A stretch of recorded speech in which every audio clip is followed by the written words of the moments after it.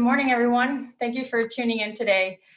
On behalf of FIU's Tropical Conservation Institute at the Institute of Environment, it is my pleasure to welcome you to our fourth webinar in the series Wildlife in a Changed World. My name is Christina Gomez, and I'm the Assistant Director of FIU's Tropical Conservation Institute. I will be moderating today's webinar, and I'm excited to welcome our panelists, Dr. Binbin Lin, Dr. Hong Lui, and Wuying Lin. Thank you all for joining us today. I just wanted to remind everyone before we start that we'll be taking questions at the end, so please use the Q&A chat at the bottom of your screen to post any questions you might have throughout our webinar, and I'll select a few to pose to our speakers towards the end. So our first invited speaker today is Dr. Binbin Lin. Binbin is an Associate Professor of Environmental Sciences in the Environmental Research Center at Duke Kunshan University. She holds a secondary appointment with Nicholas School of the Environment at Duke University. Her research focuses on endangered and endemic species conservation in China, such as giant pandas, and on priority settings and management of protected areas. She promotes the use of innovative technology, market tools, and policies to solve conservation problems and assist local community development. She is an IUCN Species Survival Commission specialist and serves on the editorial board of Biodiversity Science. Dr. Li received a PhD in environment at Duke University, her master's in natural sciences and environment from University of Michigan, and her bachelor's in life sciences with a dual degree in economics from Peking University. Welcome, Binbin. It's also my pleasure to welcome Dr. Hong Liu, Associate Professor at the International Center for Tropical Botany, the Tropical Conservation Institute, and the Department of Earth and Environment at Florida International University. She also holds a research associate position at the Fairchild Tropical Botanic Garden. Hong's main research interest is in plant conservation ecology. She works in Florida and tropical China, addressing important environmental issues such as the impacts of climate change and rare and threatened species, conservation of heavily exploited and trafficked plant species, and the role of biotic interactions in population persistence and expansion. Her research findings have influenced several conservation policies and measures. She has served as a member of the IUCN Orchid Specialist Group since 2012 and the Wild Orchid Trade Subgroup since 2016. Welcome, Han. Thank you for joining us. Finally, I would like to welcome Wuying Lin, the Scientific Director of Guanxi Biodiversity Research and Conservation Association, a grassroots conservation NGO in China. Wuying is a member of the IUCN Horseshoe Crab Specialist Group and a 2018 Pew Marine Fellow. For the past 10 years, Wuying has worked on karst ecosystem conservation and coastal and marine ecosystems conservation in southern China, especially focusing on human-nature relationships and forgotten species and communities. Wuying and her team have worked on increasing the attention and awareness of community-conserved areas in remote locations, as well as developing citizen science efforts and promoting public engagement with species conservation and human-nature relationships. Her pioneering work has enhanced local Chinese communities' participation in environmental protection and conservation practice. Welcome, Wuying. So today, we're going to be talking about the recent decision by the Chinese government to ban the trade and consumption of wildlife in response to the COVID-19 pandemic. On February 24th, the Standing Committee of the 13th National People's Congress passed the ban, and I quote, comprehensively prohibiting the illegal trade of wild animals, eliminating the bad habits of wild animal consumption, and protecting the health and safety of the people, which in theory permanently bans all trade and consumption of non-aquatic wild animals. Many international conservation organizations have applauded China's decision. However, the details of the ban and how it is being implemented are not well understood, which has led to much speculation and criticism. So today, our three panelists have kindly agreed to provide insights into the details of the ban to help us gain a better understanding of its potential impacts. So I would like to begin by talking about the decision-making process. How did China decide to ban the trade and consumption of wildlife? I'd like to understand more about the events that led to the decision to ban wildlife trade and what was the role of conservationists and the Chinese population. Han, could you give us some details on that? Thank you, Christina.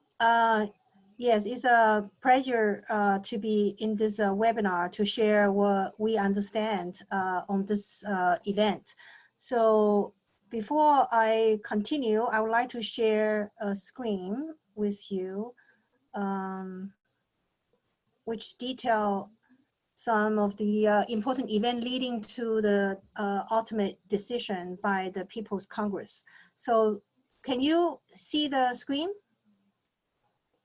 Yes, Han, we can see it. You can put it in full screen. Okay. All right. So probably this is a very well-known fact now, but I want to just remind everybody, when do we actually understand the current pandemic? When it was known to have this ability to transmit from human to human. So on January 20th, that's when the Chinese official announced to the Chinese general public that this new pneumonia has the capacity to transmit from human to human. And 2 days after that, on January 22nd, the Chinese director, the Chinese CDC director, Dr. Gao Fu, announced that this disease, the virus that caused this new pneumonia, or very likely came from the wild animal trade, traded in the Wuhan seafood market. And after that, here, there are some events we can see, but I will let Binbin elaborate on the next events. I will continue to introduce you to when the Chinese government act in relation to the wildlife trade. So on January 24th, that is 2 days after Dr. Gao Fu acknowledged the connection between the pandemic and the wildlife trade. 2 days after that, there's 3 national ministries, namely the General Administration of Market Supervision, the Ministry of Agricultural and Rural Affairs, and the National Forestry and Grassland Bureau, jointly issued an urgent notice to strengthen the supervision of wild animal market. And 2 days after that, they actually issue again jointly, the 3 ministries, an outright ban on all the wildlife trading during the pandemic. So this ban issued on January 26th is the most strict control measure ever implemented in China related to wildlife consumption. But I want to remind everybody, so far all this, the bans, the government agencies, those are non-legislature branch action. So they're just executing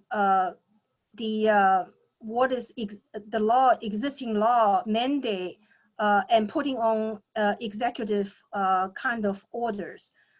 What follow is on February 3rd, the highest leading leadership in China, the Politburo Standing Committee, which consists of 7 members, including the President Xi Jinping, they met, and during the meeting on February 3rd, the committee collectively acknowledged that eating wildlife is a very risky business, and they relayed that, acknowledged that as a major threat to the general public, to the public health. And that committee proposed for the legislature body to revise the wildlife law to regulate illegal wildlife market and trade. And in that same statement issued by this the Politburo Standing Committee, they named the eating wildlife, uncontrolled eating wildlife, a bad habit or bad habits. So that basically decided the tune of the how the highest leadership thinking about this issue.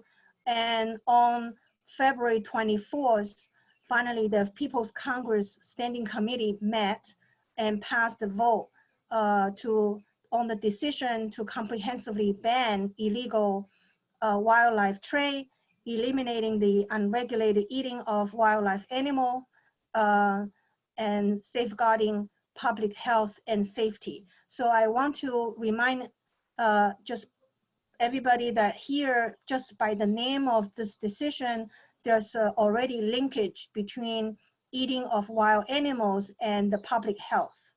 And this decision is a decision came from the legislature branch of the national government, and it is a law binding. And in the West, I guess in the media, this is known as the ban.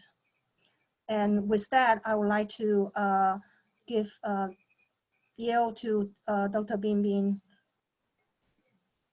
Hi, thanks, Hong. Maybe I should use your slides to introduce what is going on and actually how people in academia actually change the dialect between the public and the government. I think this is a very important moment, not only for China, but also for the world, because I think the quick reaction from the government this time is unprecedented. And actually, the science communication part at the very beginning of this stage make a huge difference. As you can see, January 22nd, and there's a lot of things going on, especially there's a call and from one of the conservationists, Dr. Lu Zhi, and she first just posted in her social media and saying like, we should treat wildlife management as a measure of public safety issue. So this is the first time to propose this or actually link these two things together publicly. And especially this is an important date because for Chinese New Year, it started on January 24th. So just 2 days before, and people already know there's a lot of places that is going to be influenced and people are advised to stay at home and have extended holidays. And they cannot visit their families or relatives because people are advised to do the self-isolation. So then this is a special moment to link the public actually to know there is something related to wildlife actually can influence their daily life. So then there is a wave of science communication that a lot of us are getting involved. We try to make the linkage more clearer, including remind people of SARS, which is linked with civet and bats. And also about MERS and HIV and Ebola and all the zoonosis like diseases that actually spill over from wildlife to humans. And actually make the linkage pretty clearly, like if we do not regulate the use of wildlife, or just like China, and we have give different articles and also communicate with the media, and how the current system is failing in regulating the wildlife. So there's a lot of debates whether we should utilize wildlife, and we always like promote, for example, sustainable use of wildlife. However, that really depends on we have really good science regarding how many we should use, whether we have quarantine standards, and whether it is well regulated. However, there are several articles that we wrote during this time around late January and early February pointing out actually it is not working in China and actually we should put a break and in the current wildlife management system. So then there's a lot, especially, can you go to the next slide, Hong? So especially after the temporary ban, which was issued in January 26th, and there are three major departments involved in this. So the Department of Forestry and Grassland Administration, they're the major one for wildlife management. So they have experts like group to consult with, okay, what should we do? However, there are two other departments, one in charge of animal quarantine and farming animals is the agriculture department, and the other is the market supervision. And they did not pay much attention to wildlife management before, and suddenly there's a signal from the central government. They want to solve this issue and ask for their input. How should we move forward? And suddenly they do not have any idea, and they need to submit some report or solution in a week or two. So then they turn to a lot of like scientists like us and saying like, okay, what is wildlife? How should we regulate them? What are the gaps in our current systems? So we give like a lot of reports in a short time to analyze what should be done better. And also we remind everyone like January 26th, the ban is temporary. And we were worried about it will be similar like SARS. Soon after the epidemic ended, and then the ban will be lifted and everything going back to normal. And then wildlife are encouraged to farm or to utilize without good regulation. So during this process, several like scientist groups also submit proposals to the revision of the wildlife protection law to the standing committee of the Congress of China, because there's a lot of issues actually relate to the law, which encourage utilization and have gaps in the supervision part. So we mentioned we need to revise the law to provide good foundation for wildlife management in the future. So we actually submitted all the proposals for law amendment before February 24th, actually around February 22nd. And then when the ban was released, actually, it is better than we thought.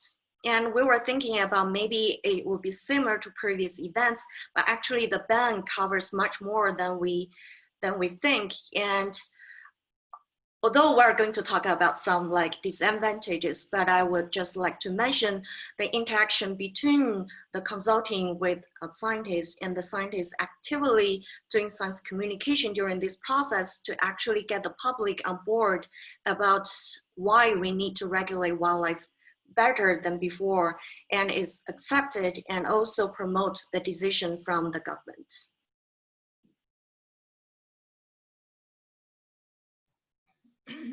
Wuying, is there anything you would like to add to that?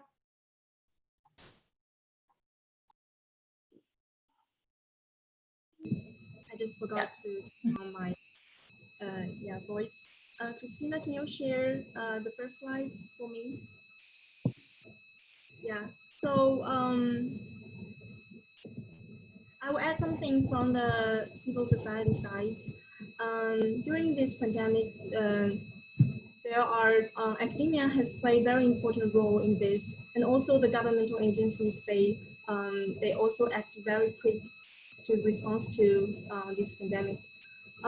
Also, the civil society in China plays very important roles to promote decision-making process as well as public education. There are several features that we can find during the past 4 months. The civil society acts faster and more collaborative, more actions, reflections, and data-driven activities. It's not only the criticism. So Dr. Liu and Li has already introduced a lot about the decision and also elaborate how the academia society take actions. And I'll show this timeline for you so you can see that how the civil society in China has played the role. In this graph, you can see that from January 20th, Dr. Zhu Nanshan made this announcement about how this disease can be transmitted from human to human. And then just 2 days after, Dr. Gao Fu from CDC also point out the virus came from humans' contact with wildlife, especially eating. So, and then the same day is the time that Professor Liu Zhi made this public call. And the same day, a well-known Chinese grassroots NGO, which is very good at public education, It's called Chinese Family Conservation Alliance. They have started a wildlife trade series of popular science articles to raise public awareness. Then the 24th, this day is very special because it's the Chinese New Year's Eve. Usually, this day is the time that everybody in China celebrates with their family. But this year is very special, so almost all the Chinese are locked down in our home with our family. And there's a lot of things that we cannot do, but we can still make a lot of announcements and write something. So this day is the time that 19 senior scholars, including Professor Liu, made the appeal, calling for an end to the illegal trade and consumption of wildlife. And from this point, there's more and more NGOs join in. And we can see there's a second point is the January 26th, when the three ministries temporary ban announcement being made.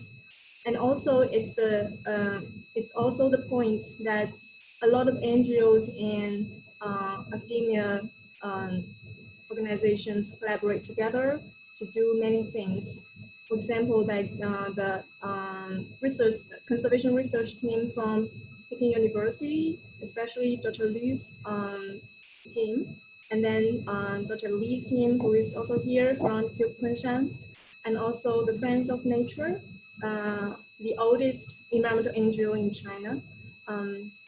They have started specific policy research trying to promote the decision-making process. And we can see that all these things going on following that. And then we can see that almost every day or every other day, there are something happen. Different organizations make their announcement to calling for the ban until the 24th, the decision has been made. But before that, a lot of preparation for different actions has been made. For example, like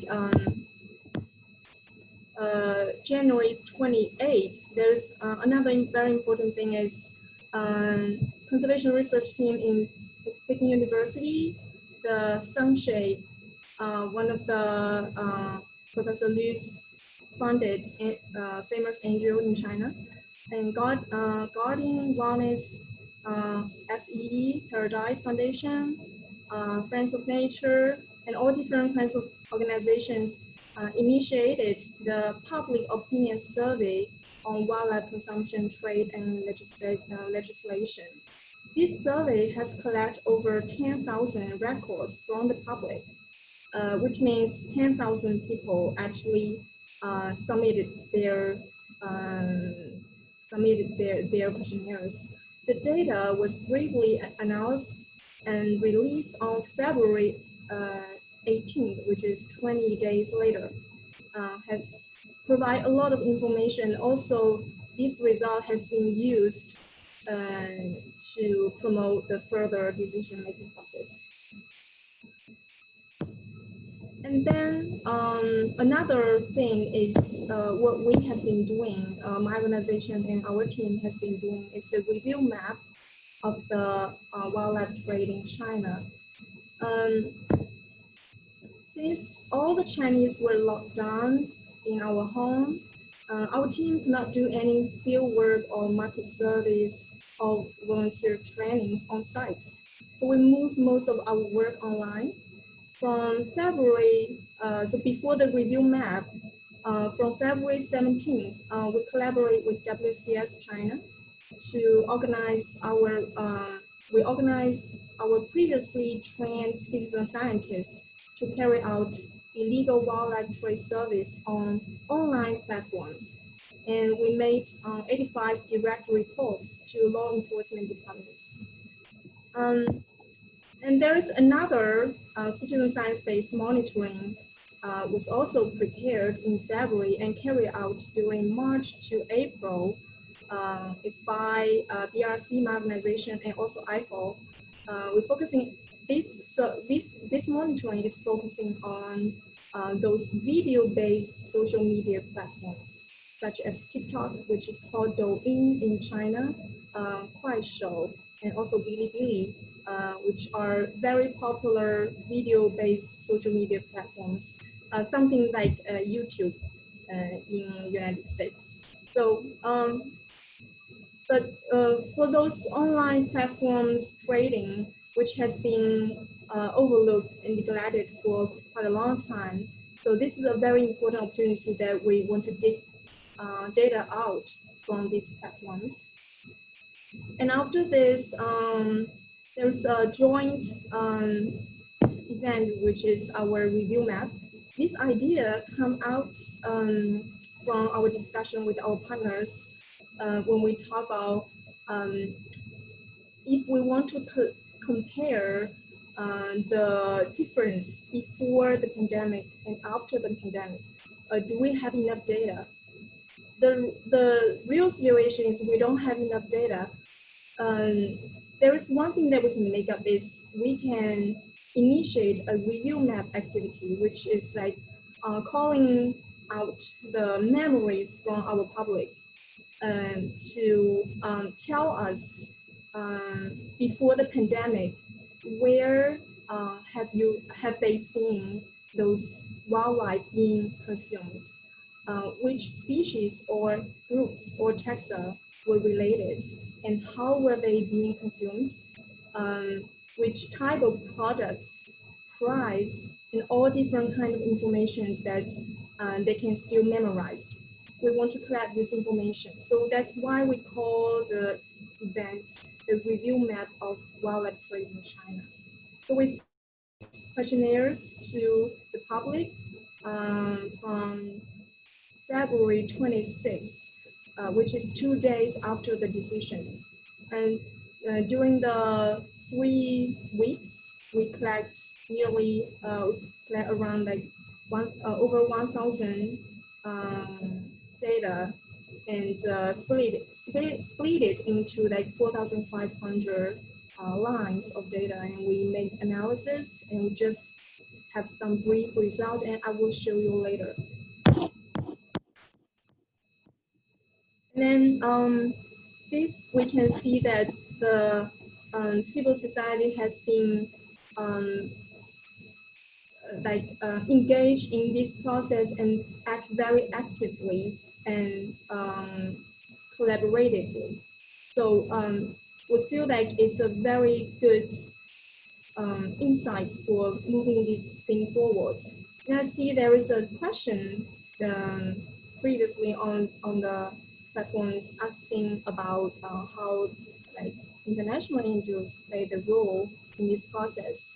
Because I introduced mostly like domestic NGOs actors, but I also mentioned that WCS China, IFO, and also like WildAid and different international NGOs, they also play their roles, but not as freely as grassroots NGOs can do, because it's a very like urgent event happen, and usually international NGOs, if they want to do something, they need to prepare ahead of time. At least that they need to give their plan. Like this year, you want to do something, then before January, you have to submit your annual plan to the government. Then this can be implemented. If not, then a new event has to go through a pretty long process. So that is why they're not act as fast as grassroots NGOs can do. Okay. So I will move forward to the next. Christina, do you want to like move to the next part? Yes, thank you, Wuying. I appreciate that detailed view of the timeline. So my understanding is that the specifics of the ban vary across provinces. So could you give us a few more details on how is the ban being implemented, on how are the existing laws affected by it? And let's start again with Wuying. Okay, thank you. So then you can help me with the second slide. Thank you. Yeah, so I just introduced a little bit from the civil society side, and this slide is showing you like how the government side has reacted to the decision. Actually, like actually there are quite a few regulations or decisions are already being made even before the decision. You can see in this graph, and also Dr. Liu and Dr. Li also introduced a little bit previously. Before the decision, there are already like Guangdong province, which used to be the most well-known province with the largest wildlife consumption. They have acted very fast during the COVID-19 pandemic. The decision has been made on February 12th regarding controlling COVID-19. Also clearly plan to ban wildlife trade and consumption. And then February 17th, Guangdong province again become the first province to start the revision of its provincial regulation on wildlife protection, even before the national revision. And then it's the Fujian province, Tianjin, they're also acting very fast. Then after the decision being made, the most relevant national agencies, which are the National Forestry and Grassland Administration and the Ministry of Agriculture and Rural Affairs, they make announcements separately on February 26 and March 4. The most rapid action was made by Shenzhen Special Economic Zone, which is February 25th, just one day after the decision. The draft version was called the strictest legislation of banning wildlife trade. And then its neighbor, Shenzhen's neighbor, which is Guangzhou, the capital of Guangdong province, which I told you is the province with the largest wildlife markets, used to, and also act very fast on March 2nd and published its draft regulation calling for public comments. Then there are other provinces like Yunnan province, Hubei province. They also act quickly response to that. Especially Hubei, we know that that is the place where COVID-19 started. This reaction means a lot to who live there. The Guangdong's action also played very good leadership and example to other provinces, especially in South China, where wildlife trade was more common than other regions. Hope this regulation can really make a difference. And then the last one is Beijing, which is the capital of China. Of course, it has to play a very important role. Beijing was also one of the key wildlife trade centers because it's the transmission and also a lot of markets going on. April 24th, Beijing has passed its regulation on wildlife protection. This new regulation will be valid from June 1st.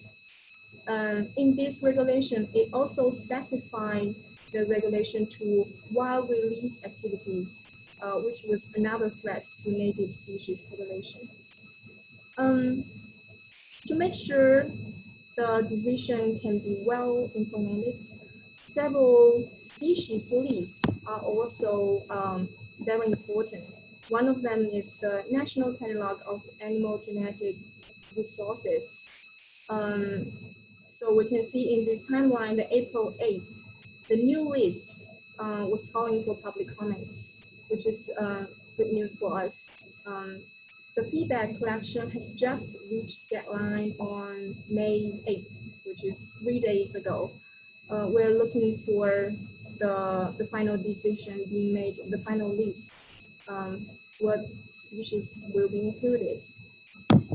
So this is the brief introduction of the timeline of how other agencies and other provincial and local governments react to the decision. And I think Dr. Li and Dr. Liu, they can elaborate more of the stories behind this. So the next question, I know that a lot of people, and in fact, I've seen a few people mention this in our Q&A, is related to how can we define wild animals and what species are being included and they're therefore benefiting from the ban. And I also would like you to speak a bit about the challenges and the opportunities that you foresee might come with the ban for wildlife conservation. So perhaps we can start with Binbin and then go on to Hong. Okay, I think what is wildlife is a very good question, because when we analyze what is going wrong related to regulating wildlife is the definition of wildlife in the law is not clear.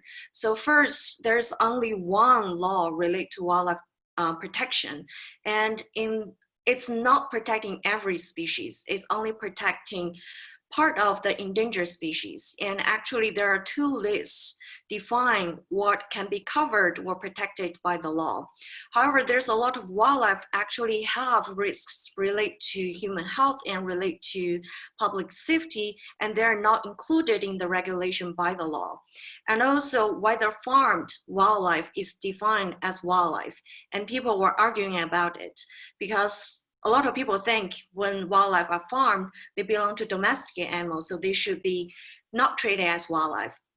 So during this proposal for law amendment, and from our perspective, we want it to be clear. First, we should have a law that regulates all the species. And endangered species, you have special articles relate to that. However, for some like non-protected ones right now, for example, some bats and some also raccoons, and actually they should be regulated because they have some potential human health risks related to that. So first is enlarge the definition by the law, what is wildlife? Otherwise, if it is not covered by the law, it's not regulated. And the second is whether farm animals should be regulated. And we want to actually shrink the scope of what species, wildlife species can be farmed. For example, there's a question related to whether farmed tigers are wildlife or not. And we're very cautious not to put farmed tigers as non-wildlife. Otherwise, if they're regulated as livestock, there's a huge risk of open the market for the illegal tiger trade. So we actually, in the proposal and also reflected in the ban, is all the wildlife, if they're used for eating, they're banned, no matter they're wildlife or they're farmed wildlife. However, issues still remains if they're used for other purposes. For example, pets have been mentioned in the questions, and also medicines. And for this, we give a list or a mechanism. If they are recognized by the scientists, evaluated and listed in this catalog, and they can be officially farmed. And to get into this list, this process should be regulated by the wildlife protection law. And after they're listed in this catalog, if they can be farmed, and then the farming process should have agriculture department to be more engaged, because they are the department who are in charge of giving out quarantine standards and carry out the quarantine, and to make sure when they enter in the market, they have relatively low risk or no risk to human health. However, this part right now, because they didn't realize the linkage between wildlife and human health before the pandemic. So they did not have any quarantine standards specifically for wildlife, farmed wildlife. So actually these animals are entering the market without a check, especially related to human health. So right now we're engaging the agriculture department, and also not just wildlife protection law is going to be amended, but also the animal pandemic prevention law biological safety law, and also the livestock law is going to be amended as well to accommodate the change and demand from wildlife management. Yep, Christina. Han, do you have anything to add to this concerning, for example, the opportunities and challenges? Oh, yes. So I think I just want to emphasize one of the points that Binbin bring out, but probably not, I'm not sure everybody got that. And that is the catalog. The catalog, the National Animal Genetic Resources Catalog is the full name of the list, the catalog, and species that are on that catalog will be officially treated as legal farmed animals. So this is a very important point, because this, as we are speaking, the catalog is being revised, in relation to the decision. And so that's something that I want to just emphasize a bit. And yes, regarding the opportunities or challenges, actually, I would like to mention a little bit the impact of the ban on potentially on livelihood. And so with that, I want to share a few slides with you.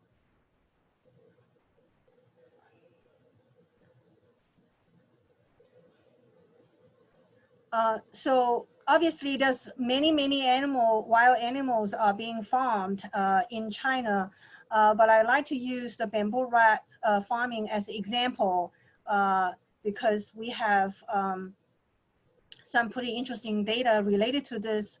So here are two of the major species being legally farmed in China. They're all lumped into bamboo rats. They're native to southern China and adjacent countries like Vietnam, Cambodia, and whatnot. So here are some numbers. In Guanxi province alone, which is situated right here, neighboring Vietnam and Burma. And there are more than 10,000 bamboo rat farmers in this province alone. Many of them actually are poor and disabled people. This is because farming bamboo rats are seen as a easy profit-making farms, and they're easier than raising chickens, and fewer diseases, and the prices are good. For example, actually, if one individual rat with a decent size can fetch $75 in the market. So it's a very profitable industry. However, among them, only a few of them, a small proportion of them actually have official licenses to do so. And so this is an important point to point out. And many of those that do not have licenses are people who are do not have resources. They are poor or disabled. And because the license requirement actually it can be difficult for them to obtain from both lack of financial resources or just physical obstacles. So that is important point that I want to point out, because it relates to the compensation scheme, which the government is considering. And if farmers that do not have a license before, and they will not be compensated. And so that is a point that for government and for a lot of people to consider the impact on economic challenged people and also disabled, marginalized population. And they will be likely the one that bear the most impact from the implementation of the ban. So here's just a picture of what the bamboo rat farm look like, and this is one of the demonstration site. how you should build your farm. And here's the feeding, preparing the food.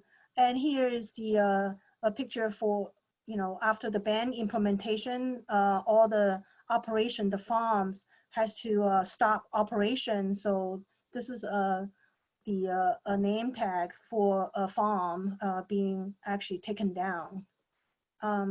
So here are a couple of other previously legally farmed wild animals, and now is either become illegal now, will be. But here's an important, interesting case of the copra, because it depends on whether the farmer can convert the purpose of the farm from to supply meat to restaurant to supply medicine. So because the cobra can be seen as a medicine also. So this is a very interesting case to watch. And so that's what I want to share with you on the potential impact on the implementation of the ban. I also want to make several comments, and especially it has been brought up by the questions. So this ban only applies to terrestrial animals, not to aquatic species. And actually that is one thing we argue, actually we should consider all. Because in China, we have compared China's law with other countries. It's very interesting in China, people divide wildlife into two categories, terrestrial and aquatic species, and they're regulated by two different departments. However, the definition of aquatic species is very different, and a lot of reptiles and amphibians are regulated as aquatic species. And actually, because it is regulated by the fishery department, which actually pay attention to economic income instead of protection as its like main responsibility. So actually aquatic species or aquatic ecosystems are not well protected compared to terrestrial ones. So in the law amendment, one thing we propose is actually to give more species to the terrestrial department instead of being charged out by the fishery department, because their major goal is to get the economic benefit. And or we have a restructure of our government, have one department in charge of all the conservation, and then there's another department solely in charge of like industry development, no matter it's forestry, terrestrial wildlife, farming, or whatever. So they can be balanced regarding conservation and development. And then for the impacts on the farmers, and actually it can be huge, and also the composition is needed. However, I want to remind some of people who may not know about China. I've typed that into the chat. In 1998, we have this logging ban, and actually that affects more people and who depend on logging. And there's a huge amount of composition actually given to these people to help them to find another income source or find another job. And also for some farmers to return their cropland and to do reforestation. And there's annual subsidy to actually, it's continuing until now and will be further into the future. It's actually, these two are the largest payment for ecosystem services in the world, because there's a lot of money investing in this. So we think right now there may be, because of the pandemic, we can change some of the things by how we utilize wildlife. Although we think for some well-regulated part, we can do it well, but for now, maybe stop some is better. And especially there's some challenges, which is like medicine is not involved, pets are not involved. However, because of the COVID-19, and there's a lot of other departments, and also the One Health idea right now is promoted in China as well. So the law relate to animal quarantines will become stricter, and then people will begin to pay attention to what quarantine standards we should have for all the farming and utilization of wildlife. So a lot of fur industry or medicine farms, they may be banned in the future because there are lack of standards, or the wildlife species hasn't have any standards in place, so they should not farm them before any standards come about. So I think this is an opportunity, like China actually link biodiversity conservation or wildlife conservation with human health, because previously all the people work on this area were relatively weak in our power comparing to agriculture or development. But right now, as the public is buying the idea like wildlife connect more with us and the government buying the idea, and I think it's pretty good. There will be more resources and attention to put into this, and a lot of conflicts of interest can be solved, like maybe like quicker than we thought if COVID-19 hasn't happened. Yeah.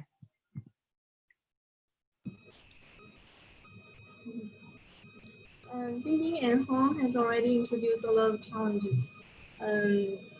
It's also a challenge to the NGOs in China as well, because it will be in the following years we might not easily get funding because the economy is not going to do very well.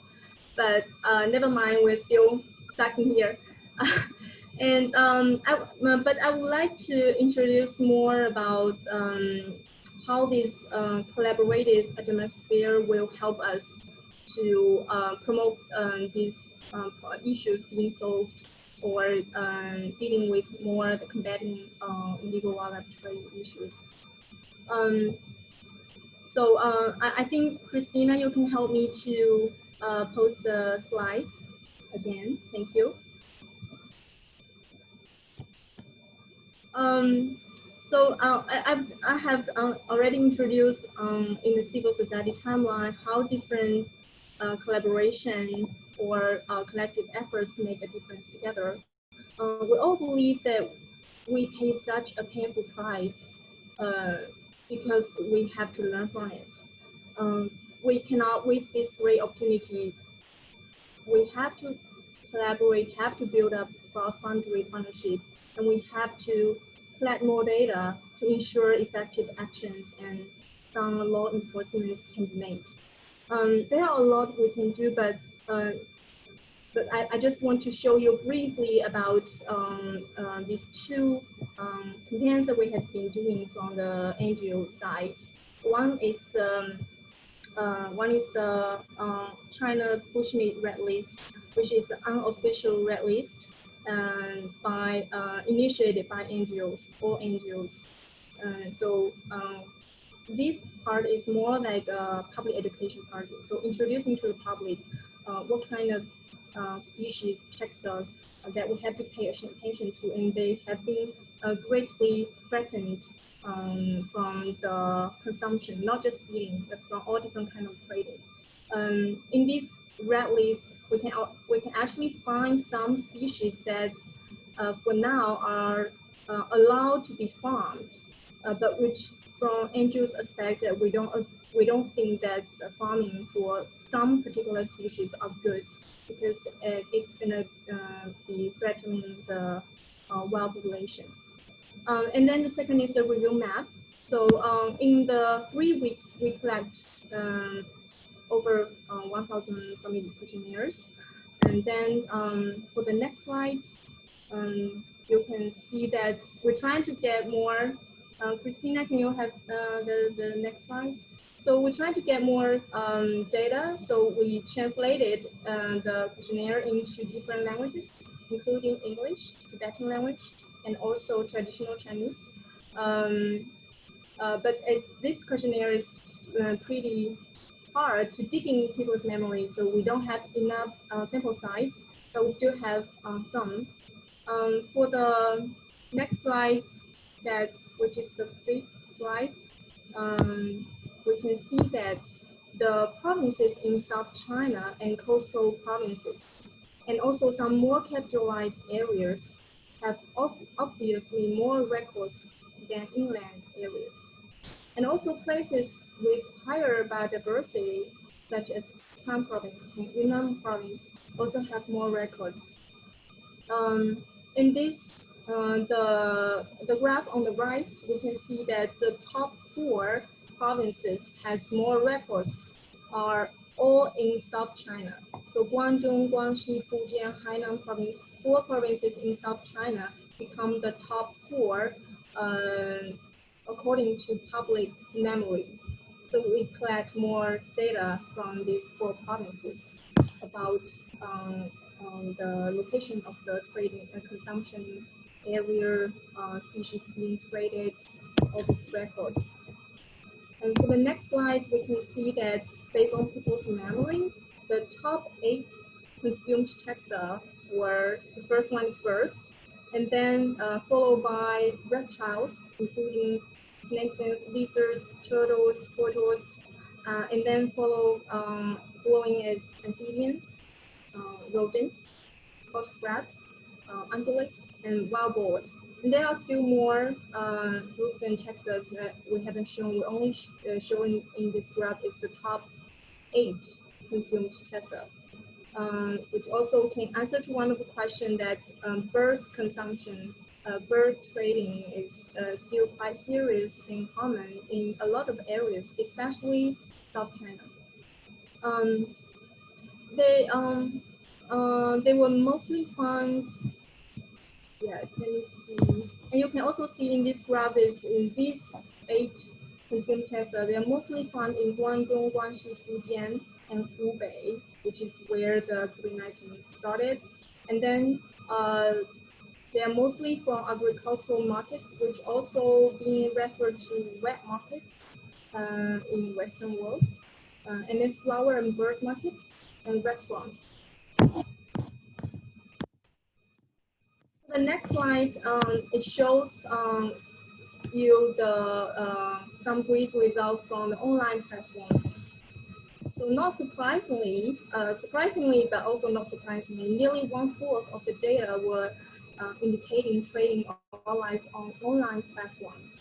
So social media, including chatting platforms and video platforms, become serious disaster areas of wildlife trade when regular commerce platforms has more restriction and regulation these years. However, Taobao, the largest commercial platform, is still one of the top trading platforms. More regulations are needed to be done targeting online platforms, which is far enough previously. We hope that after this decision being made, we have more actions for the online markets. And also new regulation strategies need to be adopted due to their special operation rules and features. For the end, I would like to, I have to point out that these data are still greatly limited by the sample size. We're hoping to continue this campaign after the pandemic. Hopefully we can collect more data for comparison before and after the COVID-19 pandemic. So we know that how this decision, how all of this information being made. This campaign is also interacted deeply with other campaigns like the One Earth, One Health campaign, one of the reflection and so the review map is actually for the reflection and data collection, but for the red list, for the bushmeat red list, is more for public education. So we believe that these two parts, so data collection, public education, together with public monitoring of wildlife trade, together can be 3 parts civil society can continue to play a role in. So this is what I think that where we have the great opportunity. Thank you. You spoke a little bit about the implications of the ban for wildlife conservation globally. So could you elaborate on that? So linking wildlife conservation to public health and what that means for the global community. Yeah, I think this can be viewed into 2 perspectives. First one is the good signals, because China has been known as a big consumer for wildlife.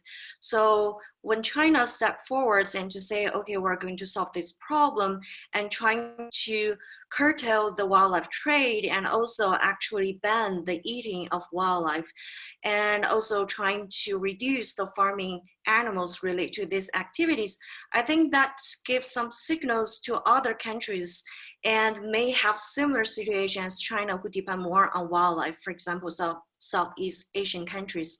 And some news has been reported, some of the Southeast Asian countries, they're right now considering to close some of the markets related to wildlife trade, or they may follow some of the steps China has done. So there may be some ripple effects related to how people view wildlife and the diseases. And not only to farming animals, actually for hunting. And because we know the risks actually depends on the context with wildlife. So no matter we're eating them or handling them or farming them or transporting them, even for some Western countries, people love to hunt animals. However, like actually dealing with the animals, you have high risk of getting the diseases. So actually this is a moment, not just for China, but for the whole world, is to rethinking the relationship between us and wildlife. Do we really know enough to protect us and to protect biodiversity, which actually can serve as a buffer for us to reduce the risk to our own a species. And the other side is maybe we should promote collaboration on this issue.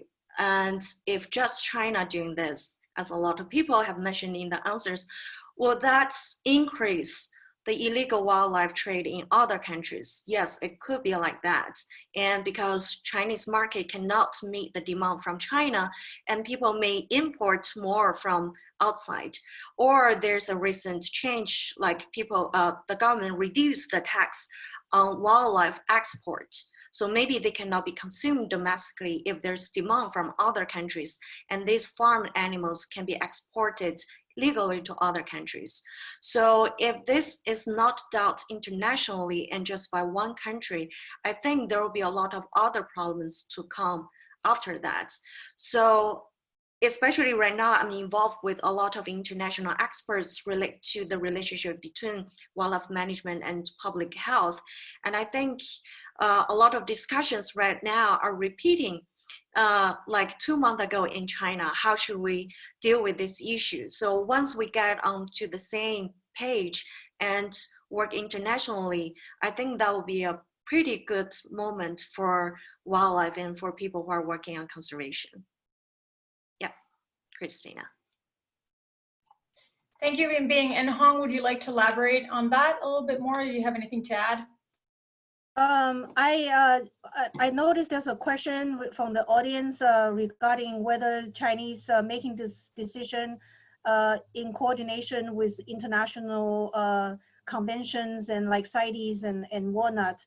I think the short answer is probably not, but there are, the decision-making people, many of them actually are very, very familiar with the CITES regulation, and just give you example how one defines wildlife, wild animals. I think that the Chinese scientists and actually people who are sitting on the scientific authority of CITES author a definition paper to define what is a wild animal, what is wildlife, that it referenced the CITES definitions and other international definitions, several countries, how, for example, US and Australia and various countries, how different countries that define the wildlife. And so it is very much in their mind. And so from that regard, how the decision to go into which animals to be allowed to farm and under what circumstance, I think that's, it does have some relation to the international regulations and conventions. Of course, this need to be in a more explicit way moving forward. Great, thank you.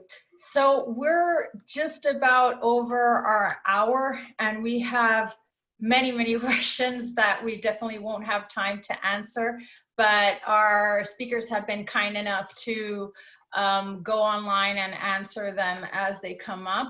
But I think that we're gonna have to close for today, And we're going to discuss the possibility of having another live webinar to answer some of these questions. So I'll discuss with our speakers later to see if that's possible. But I really appreciate all of the feedback that we've gotten. There's a lot of interest from everyone in hearing more from our speakers. So we're going to visit that idea and get back to you. So please visit our website, tci.fiu.edu. For more information, we'll post any upcoming webinars there. And if we have a follow-up on this, you'll find that information there. You'll also find recordings on today's webinar and on our previous webinars from last week and before that. And to wrap up, well, once again, I would like to thank our speakers, Binbin and Wuying, for providing such insightful comments and information on wildlife trade and the consumption ban in China, and for all of you for tuning in. So stay safe and hope to see you again soon. Have a nice day. Thank you, Christina.